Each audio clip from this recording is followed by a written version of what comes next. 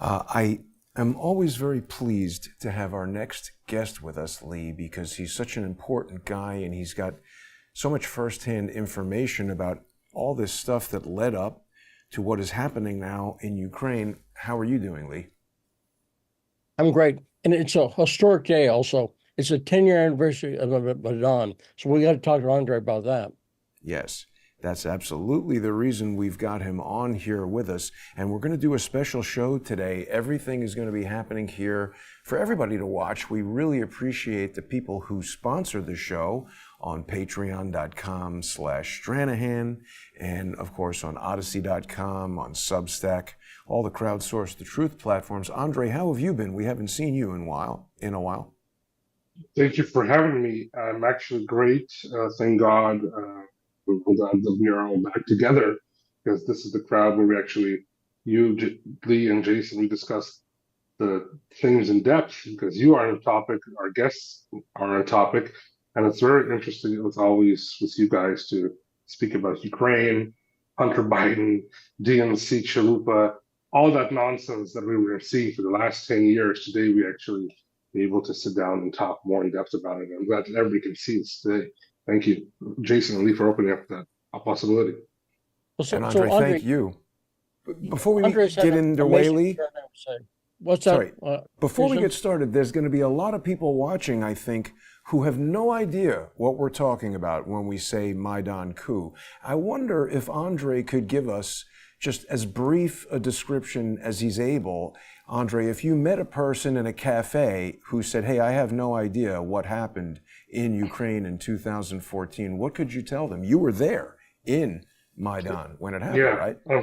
Unfortunately, I was, and I say unfortunately because I was part of that coup that happened, because I just came back from the States and influenced by foreign propaganda, like Western propaganda, and I thought this was the way out for Ukraine, maybe sovereignty, independence, better deals in the West, and that's it. But basically, it was a real coup, a violent, bloody coup in 2013-14. It started with an overthrowing of a legitimate president of Ukraine, Yanukovych, who got voted in, who got basically supported by everybody, even in the West. He had meetings in the West, and U.S. officials were present at his inauguration. And then it all went berserk, because all the oligarchs in Ukraine who got bought off by the West and basically joined together, pitched in money, got money from America, more than $1 billion or $5 billion, from $1 billion to $5 billion. That's what it's cost. They say it's worth, and basically started a coup with a beating of students on the street, and then leading this to a bloody protest, which basically beatings of police officers, taking over government buildings, which was okay for the State Department, the U.S. government at the time, when the protesters took over government buildings, stormed military facilities, took over weapons, and for 3 months were going back and forth with the government. When the government made a deal with the West, with Europe, and to basically have re-elections and say that Yanukovych will lose his power, but he was ready to go for re-elections. They betrayed him and started a bloody shootout with more than 100 people dead, and then an overthrow of government. Dozens of police officers killed in action. Basically, they got shot right on the streets. Wow. And this is Maidan. This is the protest. This is not January 6th, where we're still being Washington being talked about that this was some possibility of overthrow of government. This was the overthrow of government, and the United States backed it with Newland, with the Obama administration, everybody backing this up. The U.S. Embassy, I was there on the ground. The U.S. ambassador would come and see it. I was responsible for the security of the U.S. ambassador. He would come and oversee how the funds were spent, oversee how the right sector, the radical Nazi group, would prepare Molotov cocktails to throw at the police. He would see that and okay that. And G7 ambassadors would sit down with the leaders of the opposition in basically the overthrown government building by the protesters. They would come, all the ambassadors were sitting there. It was all legit. It was all supported by the West, financed by the West, and basically pushed on the U.S. and the Ukrainian government to back down from the protesters. And that's what had happened, basically with the full support of the United States government, the deep state, Obama administration. the overthrow of government happened, and they all are praising it instead of saying that it was a coup and it was a legit. So this is the first part which happened, and then we saw the outcome. The outcome was war in eastern Ukraine, and war today, 10 years later, which is still continuing, and it's all being again supported, financed, fueled by America, London, and they're the ones that are behind this. Unfortunately, I was behind So, this also Andrii, at one point, but I'm actually trying to be trying to tell people now the truth that what happened at that. so Andrii, we haven't actually talked about this. You and I have not. 10 years ago, uh, Yanukovych was supposedly behind the shooting that you're talking about. How do you feel about that now? Do you feel that Yanukovych was behind it, or? After Maidan, just to have the viewers know, after Maidan, I was advisor to the first deputy prime minister. Was appointed at that government position to oversee law enforcement, Ukrainian intelligence, and Ukrainian military. And then I was advisor to the prosecutor general of Ukraine, equivalent to attorney general of the United States. So I saw the documents of the shootings on Maidan. Yanukovych did not give that order, nor did his people. I can state that fact, seeing the investigative documents, which were in 2014 and 15. Then they basically threw a couple of volumes out of those documents and put an irrelevant information, which came in 17, 18, from those years, which were long overdue after that, and they basically messed up the investigation, saying that he was responsible. But the first documents, the first evidence, everything that's led to that, and the first witnesses we questioned his bodyguards, the people who were right beside him, the ones that stayed in Ukraine, because some of them left to Russia with him, but with Yanukovych. But we questioned those guys. We questioned people on the ground with the president Yanukovych at that time and his government, and they said he was not even close to the administration. He was actually in a cortege outside of Kyiv, screaming bloody murder, taken to the administration. I have to go to work. But the bodyguards were not letting them letting him to go to Kyiv because there was already a shootout happening. So he possibly were not able to know and did not possibly give that order, and was given from a third party, and the third party was involved in the shootings. Not only the protesters on Maidan, who were also violent, the protesters started the shootings from one of the locations in Kyiv, on center downtown Kyiv, to the police early in the morning, and then third parties joined in, real professional snipers. And I was there. I witnessed this whole thing on the ground. I had bullets shooting through right by my side. I had a person's brains fall out of my hand. So I was there. I saw how it really happened, and then I was in the government, oversaw how the process of the investigation happened. So I can tell 100% that the Yanukovych government was not responsible for those shootings. Maybe its lack of political will led to that process of happening of the coup in Ukraine, but the shootings itself and the blood, it's not in the hands of Yanukovych. It's on the hands of different. I don't want to go out in public. I know who they are, but I don't want to get shot myself. So Wow. I know who these people are, but they're third parties, and they're parties who are responsible for Maidan itself. So I think this is significant, Jason, because Yeah. Andrii is saying he was fooled. And Andrii, I don't know if you know this, but Jason's ex-wife is Ukrainian, and she, Yep. I would say, is still fooled. Is that right, Jason? I mean, she definitely doesn't like talking about this at all. I remember when I was married to her, her brother was telling us about the Orange Revolution, and there was this shirt that said like Taz or had some statement on it. Yes, and he gave talk. talk, right? Yushin Patak. Yeah, yes, it means yes. Yeah, and I didn't want to wear it around because I don't like wearing political shirts where I don't know what it means and what the whole. But I remember this Orange Revolution was a big thing that was happening. And like you, Andrii, they realized that, wait a minute, something is wrong with this.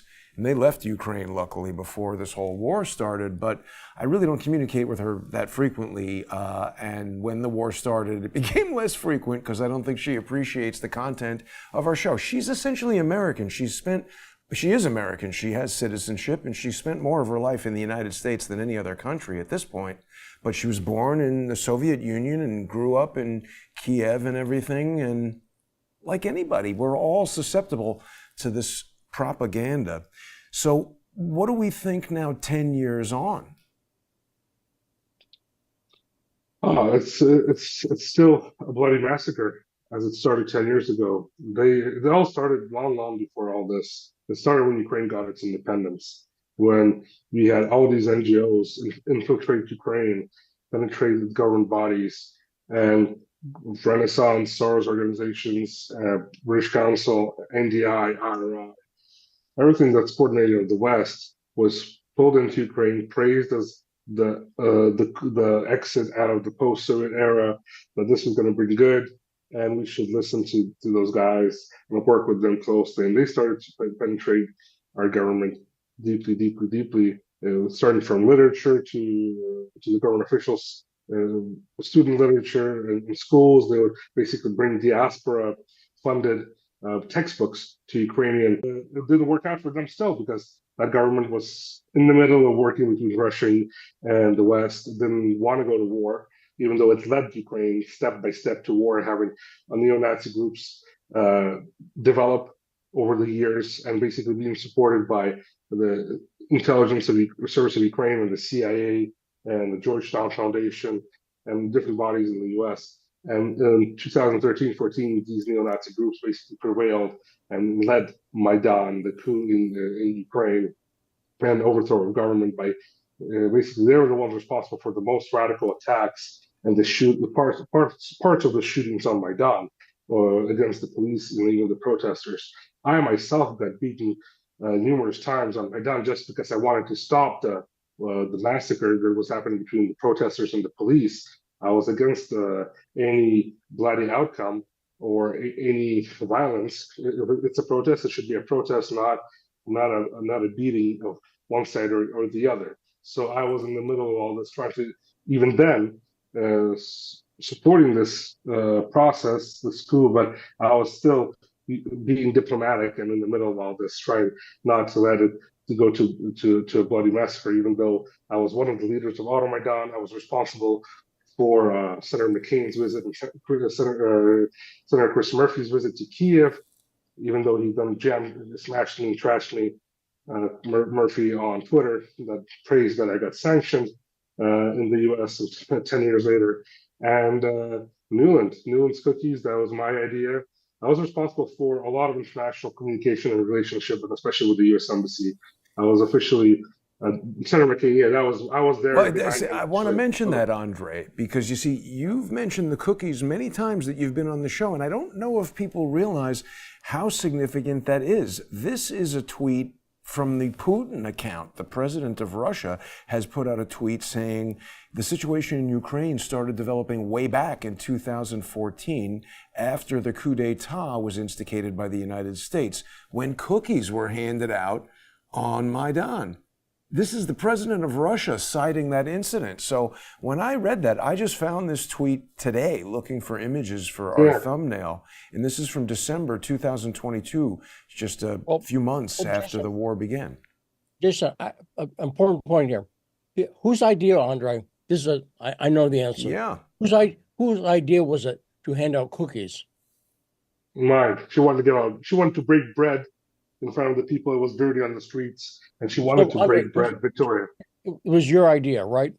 Yeah, I said that was a bad idea. Let's give out cookies. It's better. It's more hygiene, and it's like we're not in the barbaric ages or somewhere else that you break bread. And plus, affiliated to Jesus, I don't see that you're Jesus, so I think it's not also a good idea. And that's how the idea of cookies. That idea came up in I think December 11th. We were meeting with her, or the 10th or 11th of December. We met with her at the Hyatt Hotel in Kyiv. It was me, it was Yatsenyuk, Klitschko, Tyahnebok, and me. I was there, and also the U.S. Embassy Master Pyatt, Newland, and they're basically employees of the embassy. And we spoke about one of the stormings that happened on Maidan from the police, that they were trying to clear up Maidan, and she actually, I was in contact with Pyatt that night, and he was in contact with Newland, and Newland was trying to get in contact with Yanukovych to stop that process.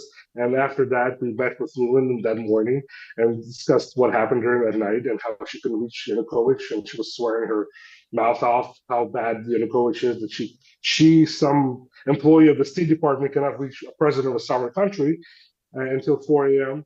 And then the idea that she wanted to come out on the streets. She wanted to come out on Maidan and said, "Oh, I want to go out there to the people. I want to see the people. I'm so excited for them. Ah, yes, I want to be with them." That's basically her energetic vibe of that situation was. And then I said, "I want to give something to the people. I'm here from America. America wants to give something. We, the rich, give to the poor." And that's basically the idea came, and I stopped it on the bread thing and said, "Look, that's not good," because she said, "I want to give out bread. Bread is Ukrainian. Ukrainians like bread." It's like some like sitcom. I don't know. It's crazy. That's how they saw Ukraine. And I said, "Look, that's a great idea. If somebody can want to listen to me." I was a small guy. I was just a communicator from Maidan and or the leaders of Maidan with the U.S. Embassy, the U.S. government. But I said, if I can give my word into this, let's give out something more to the ground, something more hygiene that's packed in something in a bag, and that's how the idea of cookies. Like I said, candy would be good, maybe cookies, and say, "Oh, cookies is close to bread. Let's give out cookies." So that's how the cookie idea came to life, and that's where she went with the bag of cookies to my. I was not here when she was giving those out, but thank God. But that was how this all origin of that story came to life. And there was a picture of McCain standing there by the window. I was right behind him actually. I deleted my photos from my Maidan era long ago, but I had a photo right where I was standing right beside him. Before the photo was taken, we were talking for half an hour. I was responsible for his visit to Ukraine, his security, and I was standing right behind him when he was taking that photo of. There was a band of Canadians playing on Maidan that night, and he was fascinated watching all those people and those lights out down there. It was made just for him to show to McCain how massive the crowd is and how peaceful they are. This was still, I think, December, and still no mass violence happened at that time yet. But then it went berserk after New Year in January and February. So, Andrii, let me ask you this, because John McCain goes to Ukraine and makes this speech in front of protesters. I mean, this is outrageous. If some president or some member of parliament of another country came and addressed like Black Lives Matter or January 6th right. before they attacked and started inciting the crowd, I mean, this is essentially an act of war. What's the time frame here that John McCain is addressing the crowd? Is this before or after the Maidan coup? No, this was during the Maidan coup. This is like December of 2013. This is, I think, right after Newland's visit. He came and because he actually wanted to come and he needed an official invitation from one of the leaders of Maidan. So I was in contact and communication with Yatsenuk, and he was the one who actually confirmed for McCain to come to see Ukraine, and that's how it happened. Like when he's standing there without his coat, I was actually holding his coat while he was standing on stage. And Chris Murphy's coat, actually, because he said McCain took his coat off, and then Chris Murphy was in his jacket. It was like, "Oh, I'm younger. I should come out also without a coat. Why? I should look also good like you, John." And okay, and that's how it happened. So like those backstage moments.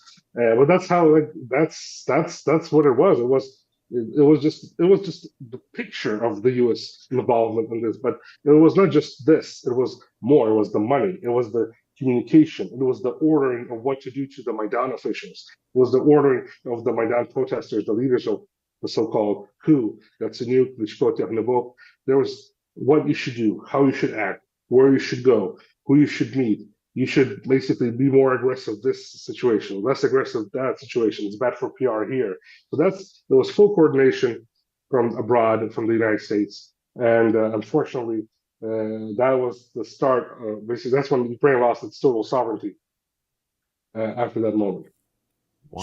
So Andrii actually he mentioned something that a lot of people know if they've heard the phone call Victoria Nuland saying, "Fuck the EU," right? Andrii, in your experience, Nuland's got a bit of a potty mouth, right? Is that right? No, not a bit. She swears a lot. She's a sailor. Yeah, she said that. I learned how to swear in a Russian sailboat or trench boat that she was in the 90s somewhere. So that's what she says to say that, why she swears a lot. Wow. And What about this guy Navalny? I know you're not in Russia or Ukraine right now, but we're hearing in the United States that he's like, the most likely person to succeed Putin as president, and he's his biggest challenger. But yet some people say outside of the United States and the Western media sphere, nobody's heard of the guy. What do we know about Navalny? First of all, my question would be who's Navalny, but because of what happened, everybody knows now. I dealt with the Russian opposition at one point, even during Maidan and the coup and after. I was in contact with Boris Nemtsov and Ilya Yashin. They were supposed to come to Kyiv, and Nemtsov was the former head of the opposition. Actually, much greater support he had, not only in Russia but abroad. Not that much, but greater than Navalny. Navalny 2%. 2% of support, nothing. It's like, I don't know which party. It's like the independent candidate in the United States gets more percent than Navalny got in Russia. And first of all, Navalny's background, he did hardly work anywhere except NGOs or like any great official job posting he had involving government. He doesn't know what he's talking about or how to rule a country like Russia, not even saying how to rule a company. So I was in contact with the Russian opposition at some point with Boris Nemtsov. He didn't come to Maidan because he was under house arrest. Ilya Yashin came, and he did speak about Navalny, and they actually did not like him. The Russian opposition, within the Russian opposition at that time, 2014-13, they did not like Navalny. He said, "Oh, Navalny would come out to the big meetings. He would not come out to the small meetings where he would get imprisoned or put to prison after because it was illegal protests. He would come out to the big meetings to show off to the media." And this is the words of Ilya Yashin, one of the other opposition figures in Russia. Not that big, but one of them. And he was the right-hand man to him. So, and he said Navalny would come up and then go to prison also with us after the big meetings, and then he would try to suck up to Boris himself and try to put him into his head some crazy idea, even though Boris never actually supported what Navalny did in most of the cases. So then when Boris himself got killed, Navalny took his place and basically started to rule the so-called opposition, even though he was put there by the West. The same thing as the Russian opposition is. It's fully coordinated and supported by the West and Western governments. It's not just some conspiracy theory. There's actual names behind who's behind the Russian opposition. And Ilya Yashin actually told me how they get financed by Sweden or Norway $1 million a year and in cash. And this money is being brought to the embassies at that time. That's what had happened, and that's how it works. So this is Navalny. This is the Russian opposition. They first of all did not like him inside the opposition. At least the politicians who actually know what they're talking about, like Nemtsov.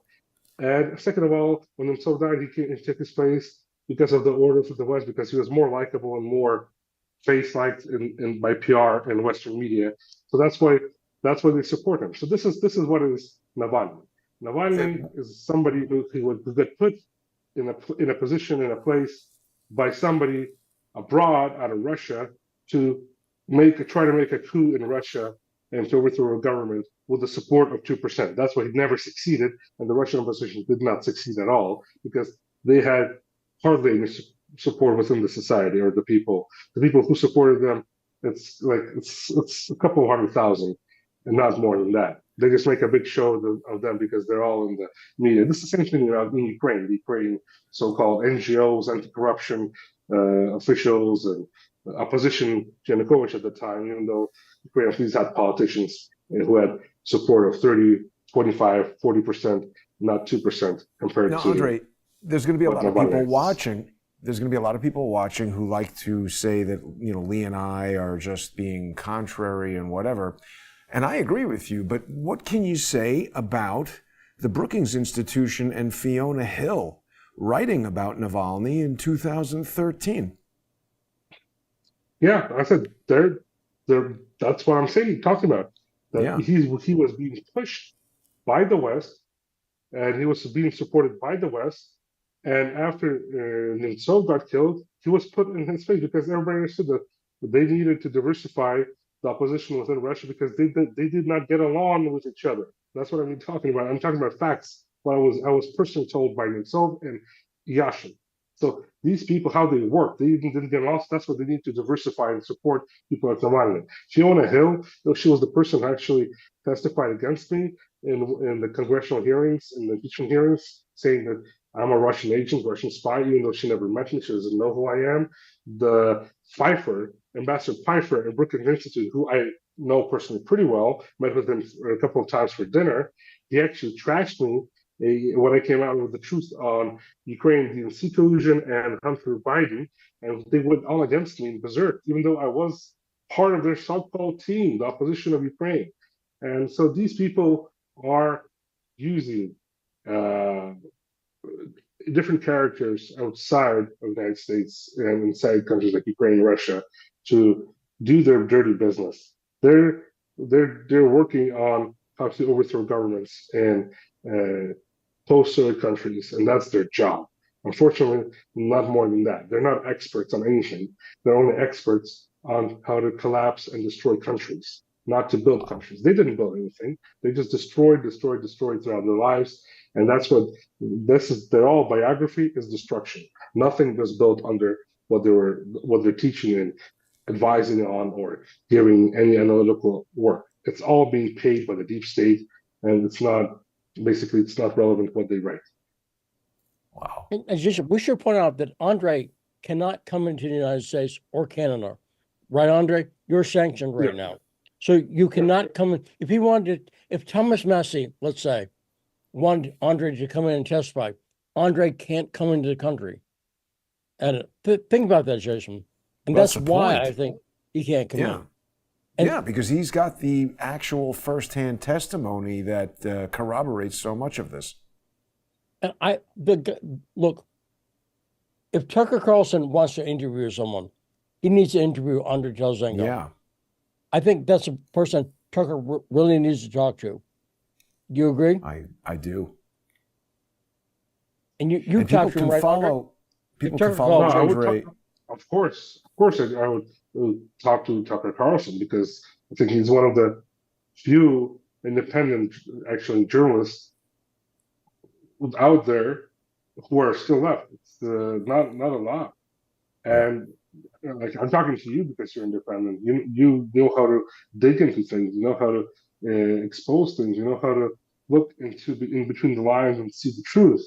The same as Tucker. He understood that you have to look between the lines and see the truth and not go but why the deep state is telling you to go, or the owners of the TV channels, the big media is telling you to do. So that's why there's respect for him, and there's respect that I would talk to him if there was ever a chance. But will there be? A lot of people are blocking me from not doing that because a lot of people are against what I'm saying, and not only on the right and not only on the left, but people within the Republican side. There's a lot of traitors there who think that Telizhenko got too close with Rudy, got too close with the Trump team in 2020, got more spotlight than somebody else, and they're blocking me from moving forward. But that's okay. I'm not afraid of that also, because I know that the truth is on my side, and I will continue to tell the truth one way or another. Will I be spoken by Tucker Carlson or not? We can meet here anytime. I think this platform is not as worse it's not as big as Tucker Carlson platform, but I think it's not less than that. I think if we're talking about this today and we can be heard, I think it's not even much more bigger than anything else right now. So for me personally, so that's how I see it. Let me make a suggestion. Everyone watching, now think about this, Jason. I think it's a good idea. If everyone watching would retweet this and tag Tucker Carlson, if Tucker Carlson got dozens or hundreds of messages, make sense, Jason? Yeah, could move the needle for sure. I think Andrii just said, he knows that. Yeah, I'm just saying, you can make a difference. He just said something really important, though, Lee, that also speaks to how this coup took place in Ukraine. Andrii was talking about how Tucker has become independent now and is not tied up with Fox, and how the media was an important part of it. Andrii, again, for people who maybe aren't as Yeah, including Fox. But I'm saying this is more evidence that they've applied this kind of American strategy in Ukraine, because the president of Ukraine now has come out of this 1+1 media group. So by controlling the media, that was a major component of the coup, wasn't it, Andrii? Yeah, it was total control of mass media through the oligarchs, which were fully under control of the Western governments. Even 1+1 media, the owner of that time, Kolomoisky, who's now being trashed and is being investigated by the FBI, he was fully coordinated with the U.S. government at one point. I personally know that because I met with Kolomoisky, told me that. And at one point that he actually bragged about it, not just told me, he bragged about it. Why would he tell some Telizhenko? But he actually invited me to talk, and offered me to consult him. I denied. And he spoke about and bragged about how he got offered to work with the U.S. government. And he actually collaborated with the FBI at some point. And at one point, he said he lied to them, and then they stopped working with him.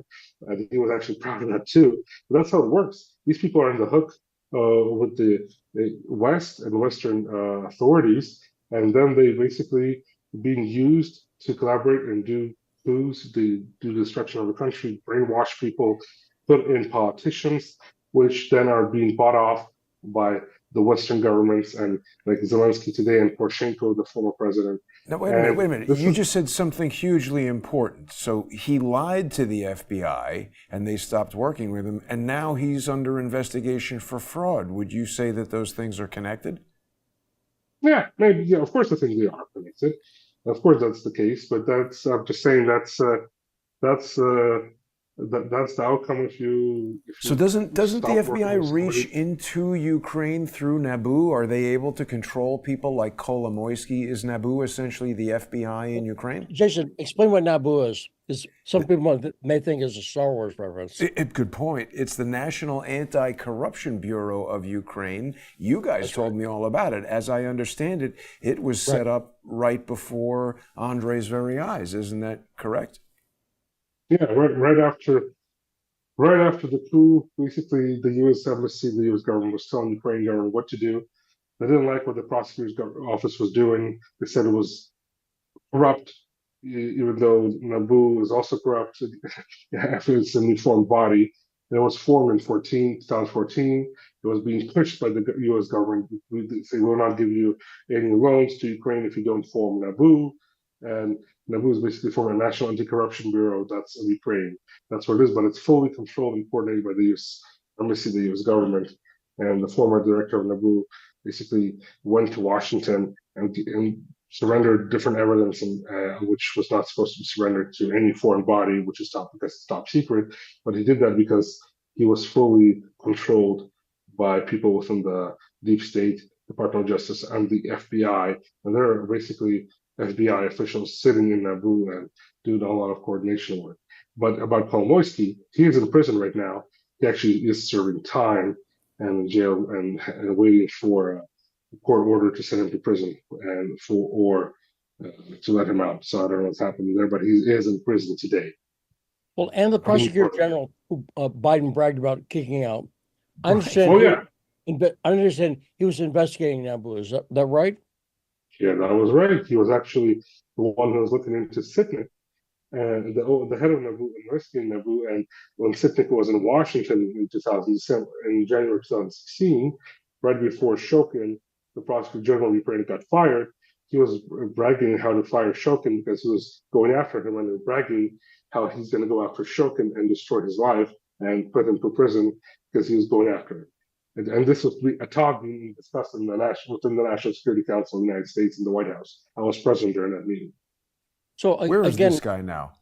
Jason, I just want to. He's somewhere in the government, in the Ukrainian government. Wow. He's still around. They're all around. I think it's very significant, actually, Jason. I want to highlight that. A lot of people think the only reason that Biden got rid of Shokin was because of Burisma and Hunter Biden.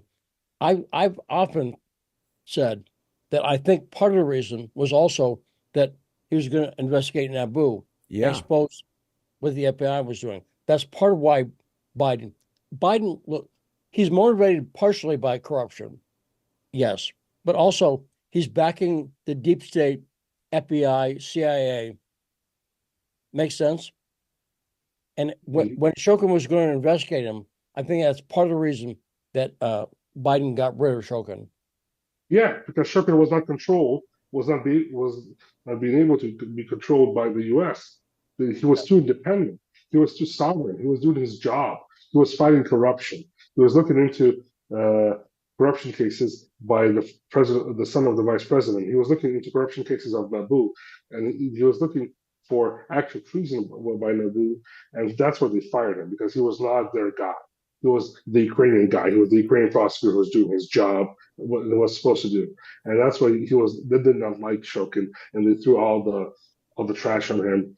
And after he got fired and tried to make him that he was a corrupt prosecutor, he was not. He was doing actually his job. I worked with Shokin for 3 months, and I know who he is and how he works, and I actually respect that person more than anything else, because what he did and what he went through also in his life. And he stood up. He had the balls to stand up to the vice president and to that corrupt government, the deep state, and to Newland, to Pai, and to the U.S. Embassy. Because I was there during the meetings. He would actually tell the U.S. ambassador no a lot when he would Pai the pressure.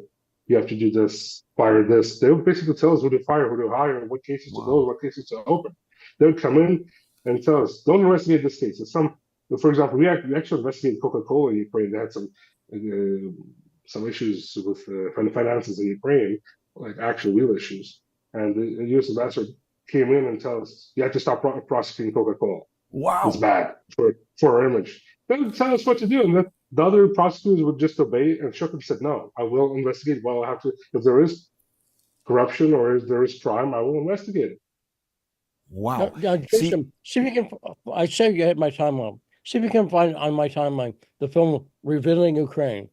Oliver Stone, Igor Lopatnik's great film that I'm in. And also, if you find that movie, Jason, go to 1 hour and 10 minutes in. And the segment with Andrii is at that point, 1 hour and 10 minutes in. So, and people should watch that, by the way. It's a great film. You can watch it free on YouTube. I'm reluctant to show it on YouTube because even if it's free, they have a tendency to, kind of like to strike videos when you show things. But there it is. If you just put Revealing Ukraine into YouTube, you can definitely get it. And 1 hour and 10 minutes, I know by heart because I'm in it. So 1 hour and 10 minutes is a segment featuring Andrii. And also that segment is significant. And the reason why is they, what they do in movies, Jason, they cut your pictures a lot, right? So they put a picture up and someone's talking like me or whatever in the background. They show a picture of Alexander Chalupa, not Andrii, but Alexander Chalupa. And sitting next to her, do you know who that is next to her, Jason? I don't. Eric Charmello.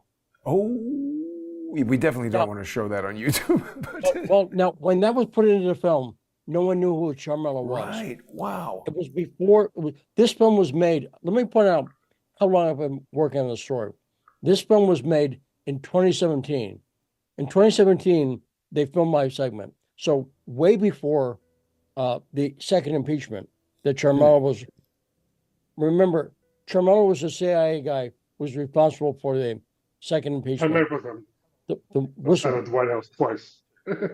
What's that? Also, I met with Charmello twice outside of the White House. Liz Zentas brought to see me to see him because he was overseeing Ukraine and he was a very important guy to talk to. So I met him twice for coffee, and I didn't know who he was at that time. He was just somebody important. So wow. I know what you're talking about, and he was present in those meetings with Naboo also in the White House. Wow. Yeah, wow. And so again, Tucker, you got to talk to this man. And by the way, also I'll say Donald Trump, tag Trump on retweet this and tag Trump, because I'm convinced that Trump has been fooled. A lot of people see this stuff and have you heard people say, Jason, just like, oh, Trump knows. Yeah, there's a lot of stuff he doesn't know. Yeah. He does not, because it's been kept from him. In fact, I have the email I wrote to Steve Bannon, my former boss, in 2017. I said, you've got to get on this Ukraine thing. I have the email. And Bannon ignored me completely. Bannon could have stopped this. Steve Bannon could have stopped the second impeachment. Steve Bannon could have exposed all this. He did not. And so at the time, Bannon was in the White House working with Trump. Yep, his office right next to his. So Trump does not know this stuff, and he should, because I think it's kind of suicidal that Trump supports Ukraine as much as he does. Andrii, what do you think? Do you think Trump's been tricked, fooled, hoaxed? I think there's a lot of people around, like always, around big politicians and big leaders that try to put their agenda into that because you cannot know everything, especially when you're doing so much work and doing so much, facing so much problems around you, and you're fighting it constantly. You have people who you trust, and those people who you trust don't always do it the right way. They don't do their job right. They have their own agenda, which they try to push, maybe from good or bad means, but mostly they don't understand something. Sometimes from bad means because they don't want to do something, because they have an agenda for that reason. So I believe there is a blockage, and I know there is a blockage about me around Trump, President Trump, and I think even though he does know who I am, when I worked with Rudy Giuliani, I know that he knows my evidence on Hunter Biden. But you never talked to You've never talked to Trump, right? No, personally, no. I know that he knows about me, and I know that he actually supported what I did, and actually, in a good way, not supported, but like basically praised what I talked, that I had the courage to come out and talk. That's what he did. He praised the courage that I had, but afterwards, a lot of things happened. A lot of people around him didn't like that I got too close, so they blocked me off, and they're not mentioning my name or anything that I do to President Trump. But hopefully one day he will be able to hear this and to find out that I'm still here, even though I got sanctioned, but I'm still here fighting for the truth. And I understand what happened, that there has to be a lot of fighting going on, and people like him have to know the truth. Have to know the truth on Ukraine. And I think he does understand it, and he from all the candidates he understands it more than anybody else. But he cannot say a lot of things also to the public, and I understand that. I can see that he has an agenda for Ukraine, a view of how to solve that problem, but he cannot comment on that publicly because they're going to go after him right away, saying, "Oh, that this is bad, this is bad." I got to undermine him. Suggestion. Since Andrii, you're the guy who mentioned hand out cookies. Here's my idea. Andrii, hand out Big Macs. That's why you get to Trump. What do you think, Jason? I think it's a good idea, but there's something else I want to explore for a moment, because we've now done a lot of interviews with Andrii, and so we know a bunch of details about his story, and we're starting to see a pattern emerge, because Andrii explained about how the cookies idea was his idea. He wasn't just some random guy in Maidan Square giving this idea. He was a trusted associate of the U.S. State Department, so trusted, in fact, that when he gave Victoria Nuland a suggestion, she took it, and it was so critical that Putin himself has made a public comment on it. So it's not like he's some random guy. He was an insider, and as soon as he realized the truth for himself and became a whistleblower and started coming out and talking about this stuff in a way that they didn't like, they villainized him, they threw him under the bus, they exiled him from the United States, they sanctioned him financially, and it's remarkably similarly, isn't it, to what's been done to Kolomoisky. When you're on the good side of the FBI, yes, they like you. And what about this guy, Smirnov? Isn't it the same thing that's now happened to him for 12 years or something? They're paying this guy 14 years. This person got something like $6 million. And suddenly he comes out and says Joe Biden is corrupt, and he gets arrested. Andrii, what do you think? Yeah, I think that's the case here. They're trying to use when Do you know this Smirnov guy? Do you know who that is? I don't know. I don't know who he is. Thank God. Maybe, like, I never saw his face. Maybe that's not his real name. So I don't know. Right. I agree. So it's not. It's some made up name.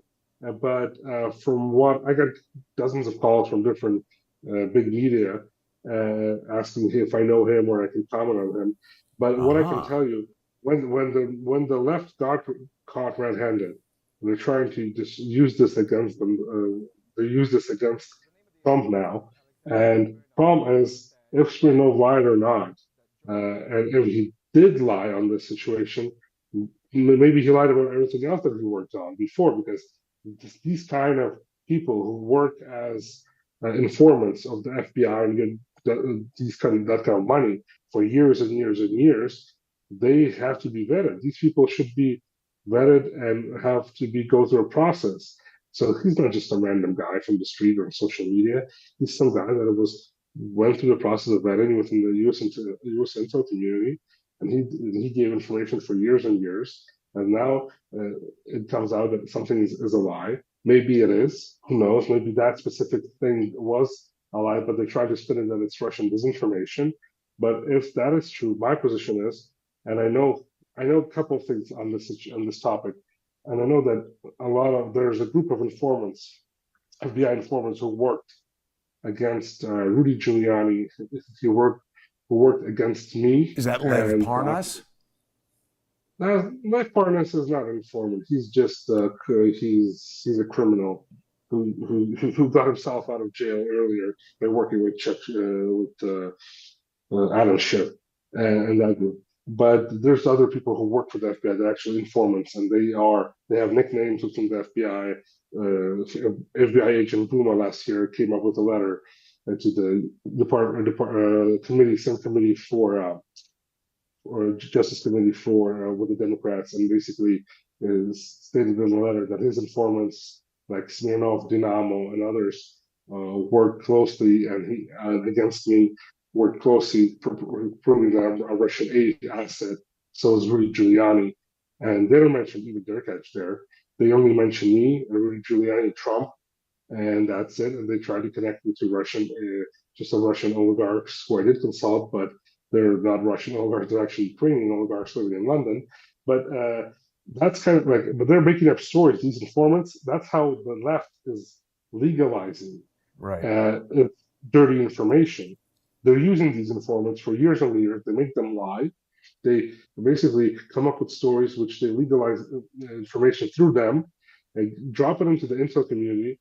These informants give it to their handlers. Their handlers give it to the officials within the FBI, top officials. They sign it off as official information. And that's how you basically have a Russia hoax come in. Some informant heard this over there in a bar, or he dreamt about this. And that's how they basically put it on paper. And then it becomes a case. Yeah, that's true. And I think Smirnov is one of those guys. He might have, he might have lied. I mean, if there's a court case happening already, and I believe then that they have evidence that he might have lied, but they might have set him up to lie. That's what I was going to say. Don't they get you to do things that once you complete them, they know they can always come back and get you in trouble for that if they need to? Right. Yeah. They do that as a political hit job. They use these people like Smirnov and other ones for a political hit job against their opponents. And that's what it's being done against Trump, against Giuliani, against me, against Senator Johnson, who I testified to because they tried to take him off the elections, smear him as a Russian agent, and it didn't work out for them. The people of Wisconsin actually did their job, supported their candidate. But I'm just saying, this is how it's being done.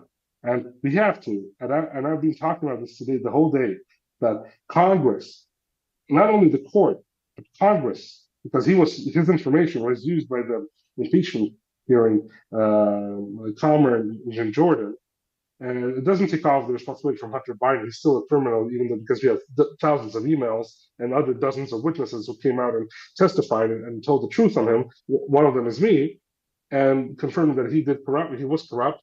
So this doesn't take off the impeachment case at all. It just moves it to a different level and shows that people like Smirnov have to come to Congress and behind closed doors or open doors. I would love to see him behind open doors and testify.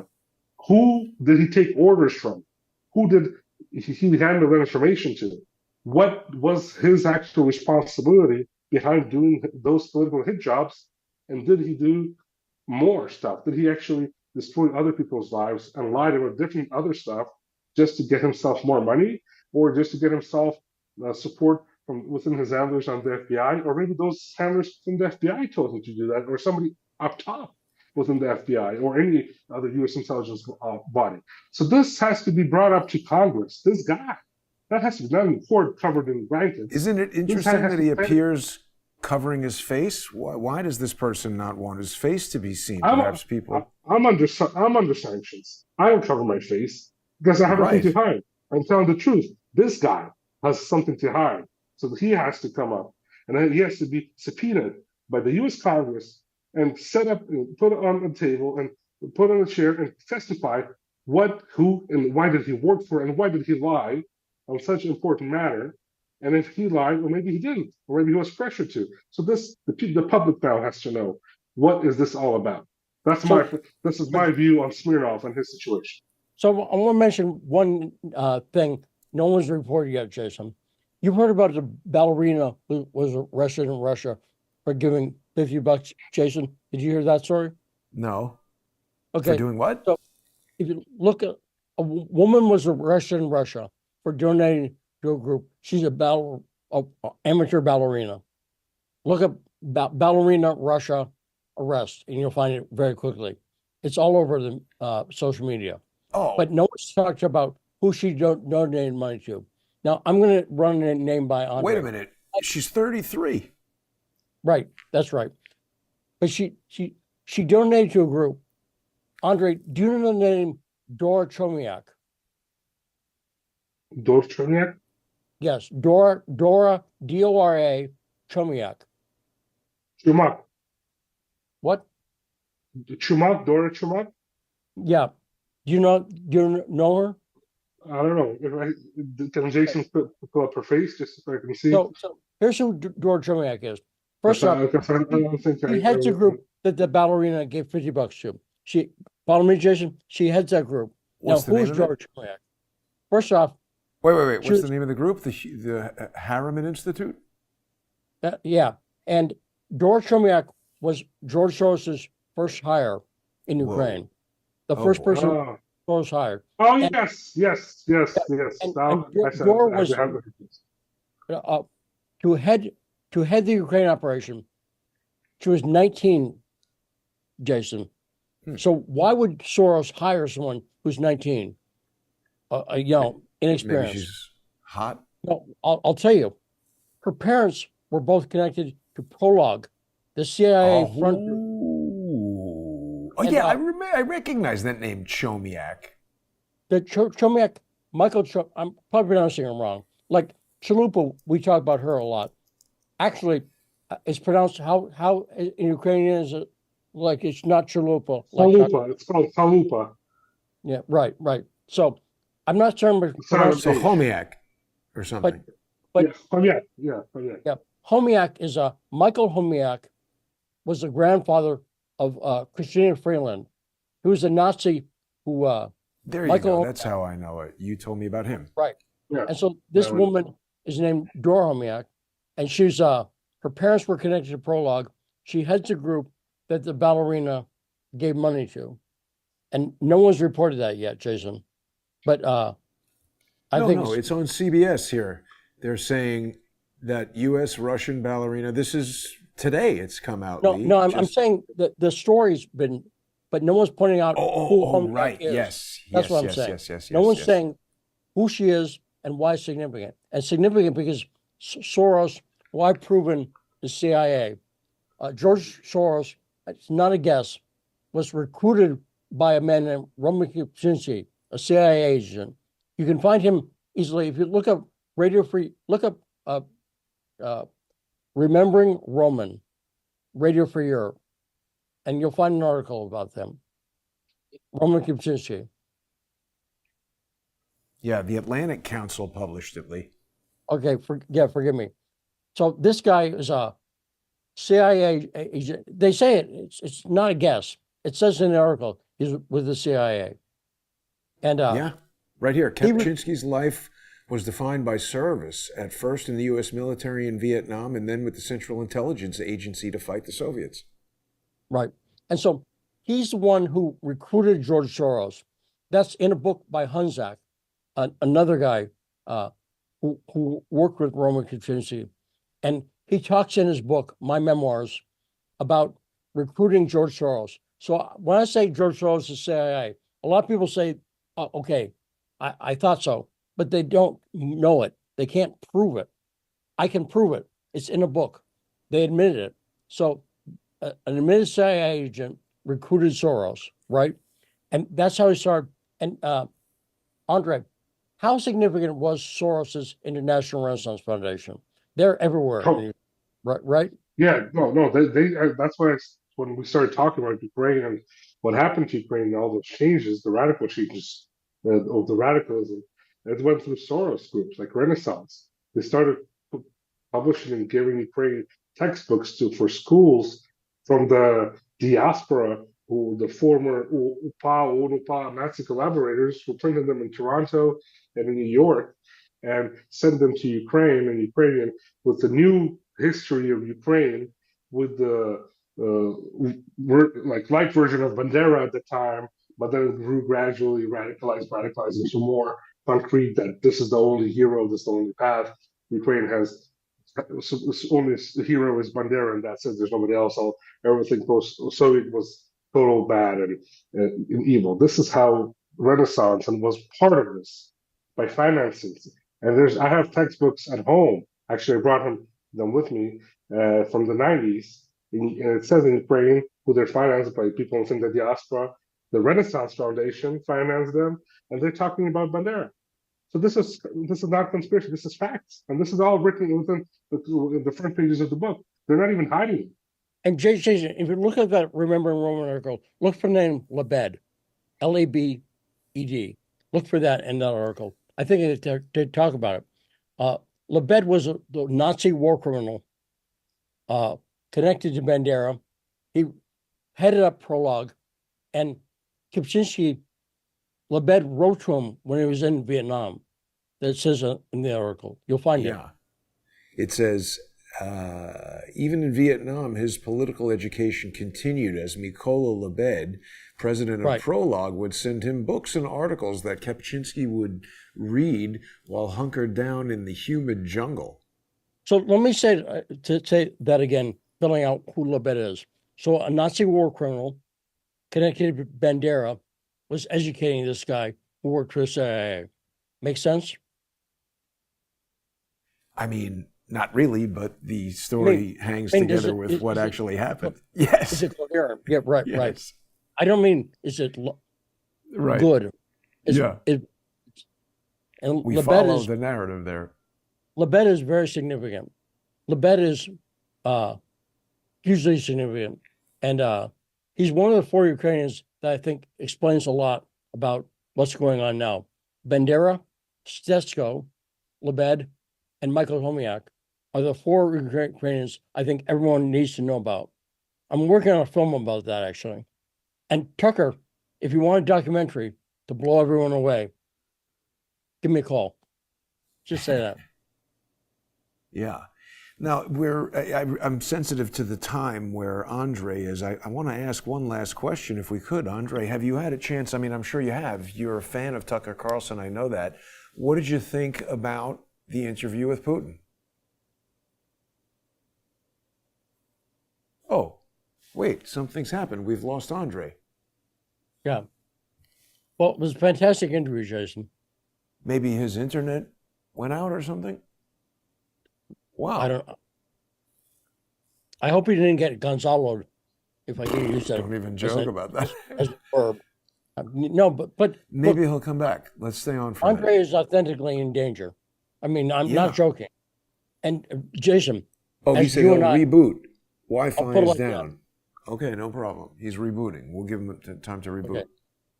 So all this stuff that I'm saying about Lebed, the article to find out, if people want to read more, look up Village Voice, To Catch a Nazi. That article is a fantastic article that was written in '86, before the Soviet Union fell. So it's not Putin propaganda. Okay? That article right there, read that article. Anyone who sanitized by the CIA. It was published, but this is in the CIA reading room, CIA.gov. You can find it if you do a straight Google search on Village Voices thing. The non-sanitizer is straight there. Isn't that amazing? And, yeah. Here it is. Nazis, the latest news. Latest news about To Catch a Nazi. There it is. Yeah, To Catch a Nazi. Ooh, you got to sign in to get it. Look at that. I don't have a way to sign in to Village Voice. I haven't added. Well, I haven't added. There it is. There it is. Yeah. Amazing. This article, if you want a quick history lesson in Bandera and Lebed and the CIA's involvement. And by the way, the CIA was violating their charter. Prologue was in the U.S. Okay. Wow. They were speaking to Ukrainians in the U.S. Okay, and the CIA is not supposed to do operations. They do that all the time, though, don't they? Yes, but they're not supposed to, right? It's a criminal organization. Violates their charter. And so this article is fantastic. And again, written in 86. So anyone who says Putin propaganda, I don't know how he managed that. Yeah. A time machine. He wasn't even around. Exactly. Good point, Lee. You know, the Village Voice was absolutely huge when I was in NYU, 1990 to 1994. So this was pretty, they were doing really cutting edge reporting, right? And now what happened to the Village Voice? Is it even still around? I guess they have this website, but you used to see it everywhere and I never hear about it anymore.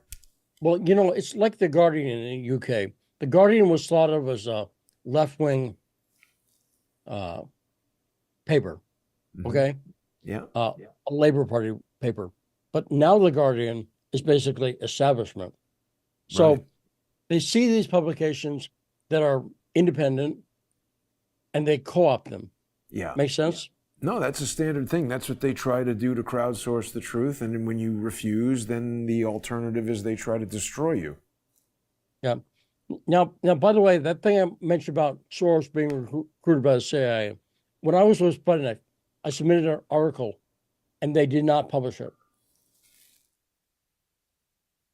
So I won't say why, because I don't know why, but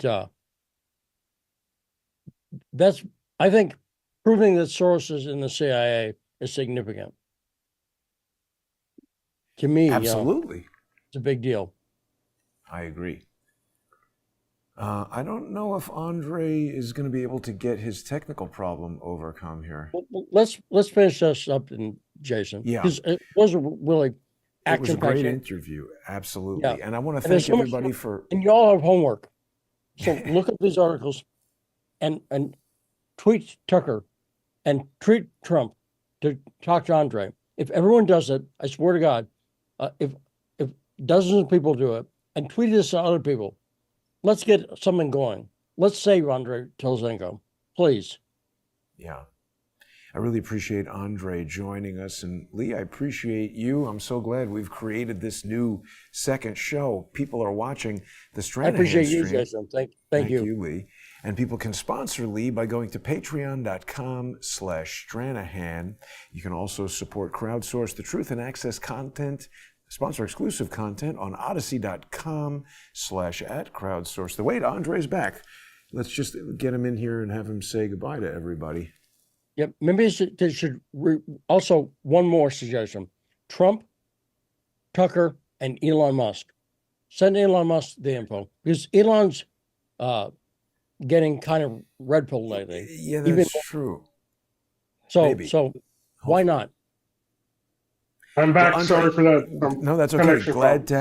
Glad to have you back. Any final words? Oh, I was asking, did you get a chance to see the Tucker Putin interview, and what did you think? Yeah, I actually saw it in both the original version, which Tucker posted, and without the translation, like live language. So it was actually. And you speak Russian, right? Yeah, I speak English, Ukrainian, Russian, and so I could understand what was talked about, and also the language, but also the body language and the intonation of every word and how it was talked about by Putin, and to understand what can be the outcome. And from what I understand, there is interest for peace, but interest for peace to talk with real players, not Zelensky and somebody who actually, from the United States, that was my always position from the start, that if with this war, that it has to be the United States sit down with Russia, and then have Ukraine also there in the middle, but with the government that is actually ready to talk and be sovereign and independent for both sides, and to respect both sides, Russia and the United States, and sit down in the middle and just talk and discuss peace. I think that's what Russia would sit down and talk peace with, and I think that's what Trump can offer, and hopefully he will. That's what everybody's expecting. Will he do that? We will see.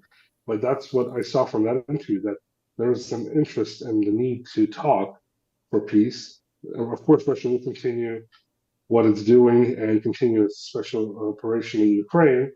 And more Ukrainians will die if the United States will continue to fuel this conflict instead of bringing peace and start talking about how to save what's left of Ukraine and bring in have people in the Ukrainian government who are independent and sovereign and who can stand up not only for its country, but stand up to Washington and say, guys, back off, this is our country. If we want to deal with Russia, we'll deal with Russia. If we want to deal with Washington, we'll deal with Washington, with Brussels, wherever we want.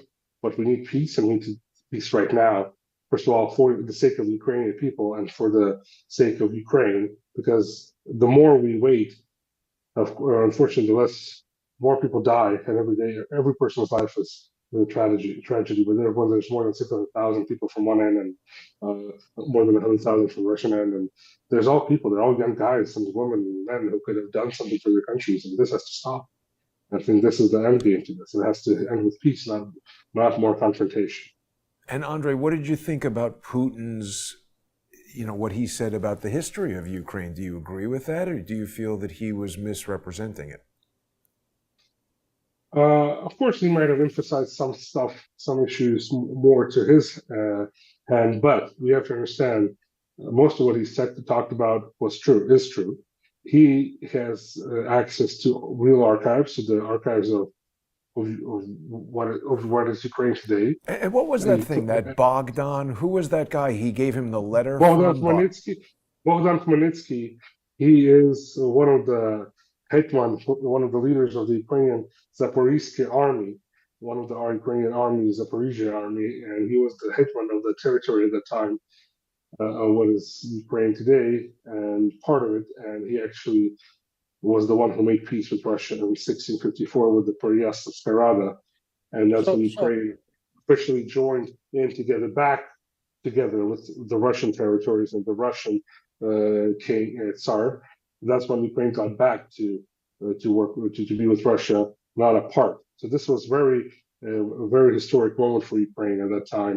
And not Ukraine, its territory. It's because Ukraine officially, it's not mentioned until the 20th century, which is true. There was always military, the territory controlled by the military, the hetmans, which was not called Ukraine. It was called the Hetmanshchina, or the Zaporizhzhia army, and they were settled in the central part of Ukraine. And actually, Bogdan Khmelnytsky, him and his father are born from the same village my father was born in Cherkasy region.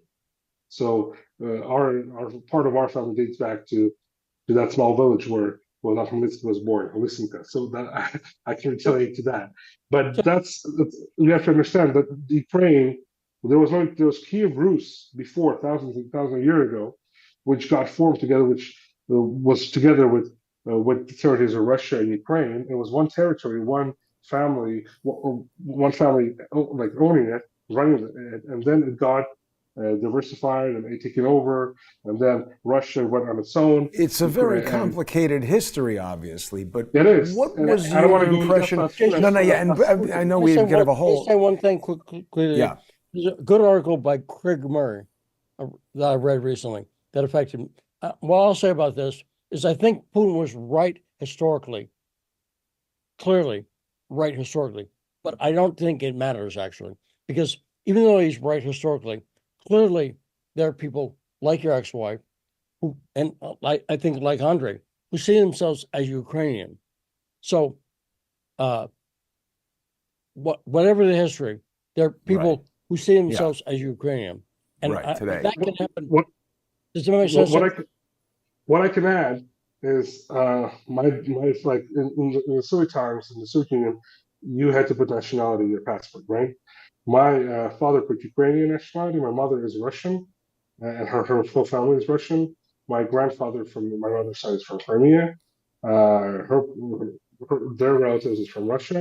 So like Ukraine today is a combination of different nations living together in that Yeah. territory. Officially, Ukraine, I support what you're saying. Putin was right on the history. Ukraine officially is the first mention of Ukraine as unofficial documents is the beginning of the 20th century when the World War I was going on, and the West, the Austro-Hungarian Empire, and the Polish, the Poles wanted to have Ukraine divided from Russian Empire, have Russian Empire fall apart, with the help of the United States also, of course. That's where Lenin Trotsky comes in. Separately, Ukraine is trying to be pushed apart. The same thing was happening today. They basically emphasize the idea of the Ukrainianism on a national level. So it's a depth history. That's a separate thing we have to talk about. So, but I'm just saying, look, anybody who wants to just to see if he's right or wrong, look, what he was saying of the documents, he has access to all the archives, which what our territory used to have before. So he has the history of our territory, our country, more than the Ukraine has. It all is in Russian. That's historically it was. Our patriot, But didn't it? from 1,000 years ago, Ukrainian head of the church is in Moscow. That's the history. And anybody who wants to have any controversy on what Putin said, look up when Ukraine was first mentioned in any official document. Look it up and you'll have the answer. It was mentioned in the 20th century, not before. Did it Yeah. strike you as strange that Putin was handing this incredibly historic document to Tucker Carlson? And it didn't seem to me that Tucker Carlson really appreciated the gravity of it. It's almost like if somebody handed a Russian journalist some official government copy of the Constitution or something like that, right? I hope he does appreciate it because those I would love to read those documents. Some of them are publicly known, and they're actually were published in 1961 by during the Soviet times. Part of those letters of Bogdan Khmelnytsky to the Russian Tsar, and actually that's where Bogdan Khmelnytsky, the leader of that land, that part of Ukraine at that time, actually refers to himself after they joined in with Russia. Before he mentioned himself as the hetman, the head of the army of that part of the land, of Zaporizhia. Then when they join into Russia, he starts mentioning himself the head of the army of Zaporizhia and the Tsar of Russia, of the Russian Empire. So that's basically the history comes back to them. There's facts. These things, what Putin talked about, these are factual matters. It's not just made up stories, which are written by the diaspora in the 1950s after they fled Ukraine with collaborating together with the fascists and Nazis, and then were brought in by the CIA to the United States to work together, and then basically wrote literature on the new Ukrainian history, where Bandera and everybody else is the leaders, and there's no other Ukraine, and the Ukraine was there forever. And some of the textbooks they write, that Jesus was from Ukraine, and he was Ukrainian. He's not Israeli. He's not Jewish. He's Ukrainian. That's the nonsense they write in those textbooks. I'm serious. That's how crazy it is. It's not Wow. like you have to read in. That's not history. That's propaganda. That's basically crazy.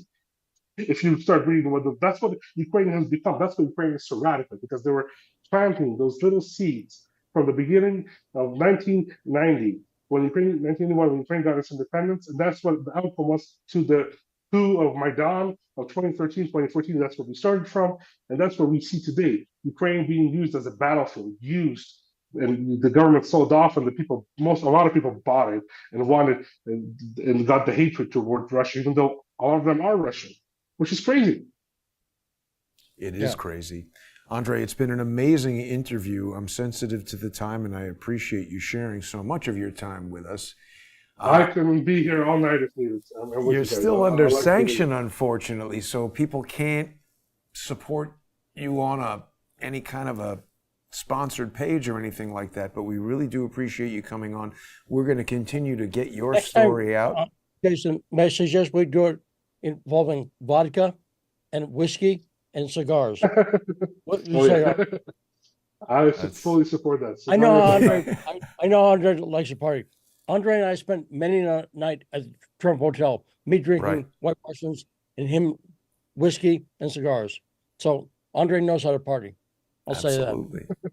God And bless I want him. to thank everybody. Absolutely. God bless you, Andrii. And I hope that we can God bless you guys. meet you somewhere someday soon, because you are still under sanction, and hopefully that will end very soon. But until then, thank you for And sharing this. And I want to promise you guys, if whenever sanctions are lifted, my first visit to Washington, to the United States, we will have the sit down. The first interview I would give is to Lee and you, and to you, Jason. We will have a sit look down forward and to we will that. just talk, and that will be the first my comment when I come back to the U.S. If it's going to be relevant for anybody to hear what I'm going to say, but I'm ready to give that promise because Lee was with me throughout those years, and I really appreciate what he did for me and backing me up when I was in trouble and still am in trouble. Well, I would say let's Uh, not meet at Belmarsh Prison.